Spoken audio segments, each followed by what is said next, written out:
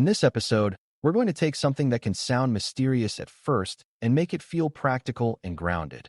File integrity monitoring, FIM, in a payment environment. If you are new to cybersecurity, the phrase can sound like it belongs only to advanced teams, but the core idea is actually simple. Important files and settings should not change without a clear reason, and when they do change, the organization should know quickly and be able to explain the change. In a PCI context, this matters because systems in the cardholder data environment, CDE, are supposed to behave in stable, predictable ways. Attackers love instability because it creates cover, and operators fear instability because it causes outages, incidents, and long troubleshooting loops. File integrity monitoring sits in the middle as a kind of early warning system that says something moved, something shifted, or something is no longer what we believed it was yesterday. The goal is not to drown the team in alerts about harmless changes, but to catch meaningful drift, meaning the slow and often unnoticed divergence between the intended secure state and the messy reality of day-to-day operations. Before we continue, a quick note. This audio course is a companion to our course companion books. The first book is about the exam and provides detailed information on how to pass it best. The second book is a Kindle-only ebook that contains 1,000 flashcards that can be used on your mobile device or Kindle. Check them both out at cyber.Author.me in the Bare Metal Study Guide series. To understand why file integrity monitoring matters, it helps to understand the difference between a system being up and a system being trustworthy. A server can be running, responding to requests, and producing the expected screens or transactions, while still being quietly altered underneath.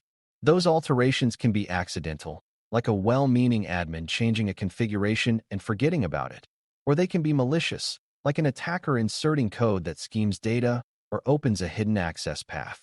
In payment environments, the risk is especially sharp because small changes can have outsized consequences. A single modified script on a payment page can turn legitimate traffic into data theft. A changed configuration on a system that processes transactions can weaken encryption, disable logging, or loosen access controls. File integrity monitoring is the control that helps you notice these changes early, before they become normalized and forgotten. As a QSA, you are not only asking whether a tool is installed, you are asking whether the organization has a reliable way to detect, evaluate, and respond to unexpected changes in places that matter most.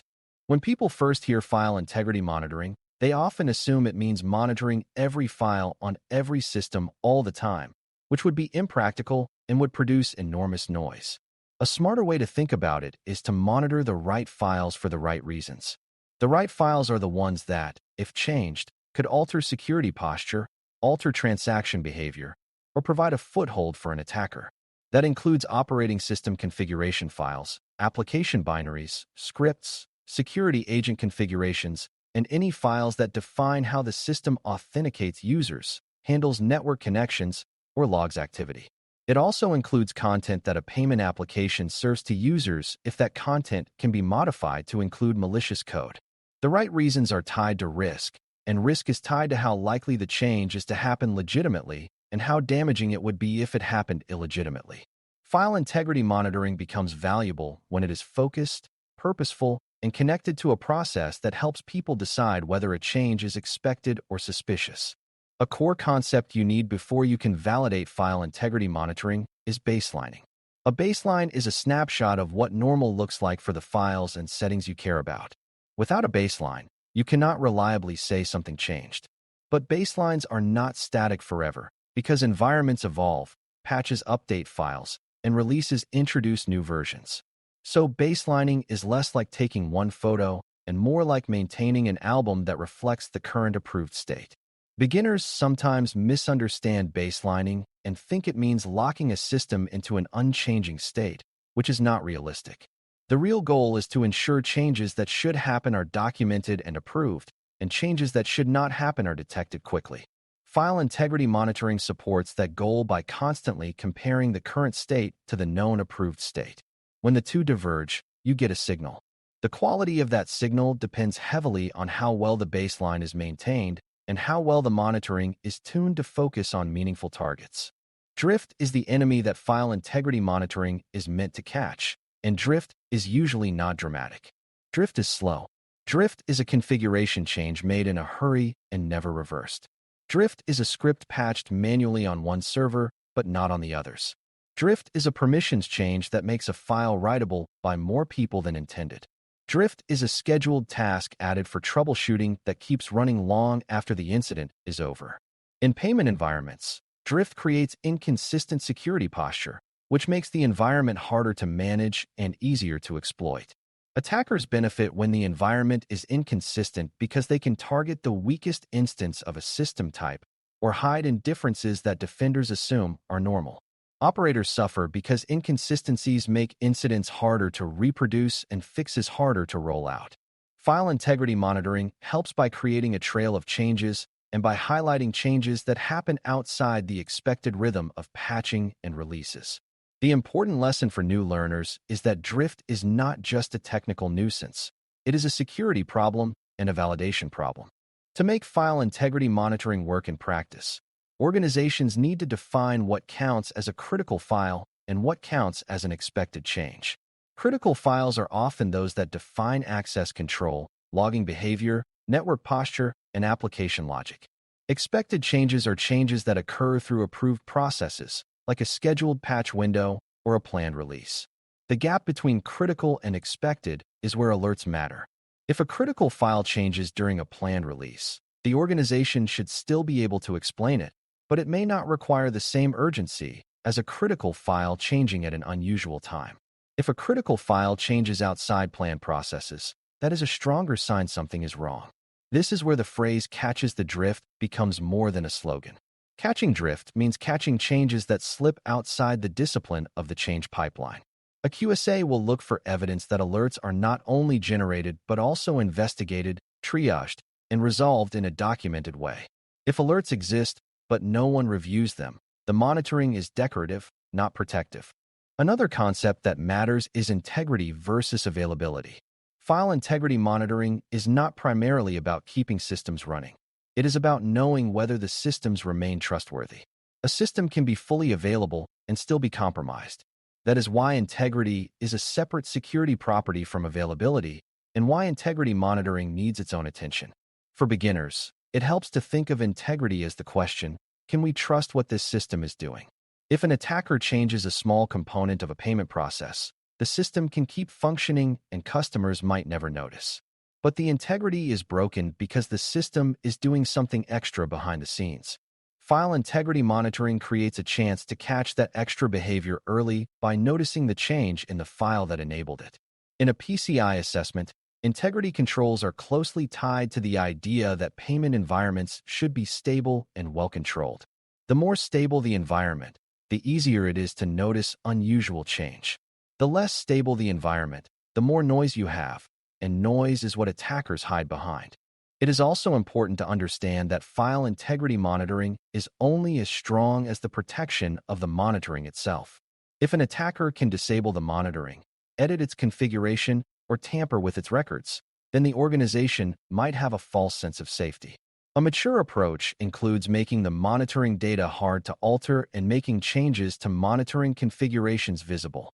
This again connects to drift. Monitoring configurations can drift too, especially if someone turns off a noisy alert rather than fixing the underlying issue. From a validation standpoint, you want to see that the organization treats the monitoring system as part of the security boundary, not as an optional accessory. That means it is included in change control, it is included in access control, and it is included in logging and review. For a beginner, you do not need to memorize a specific architecture. You just need to understand the principle that a security control must be protected from the same threats it is meant to detect. A common failure pattern is alert fatigue, where the monitoring is configured too broadly, generating constant notifications about harmless changes until people stop paying attention. Alert fatigue is a human problem caused by a technical misalignment.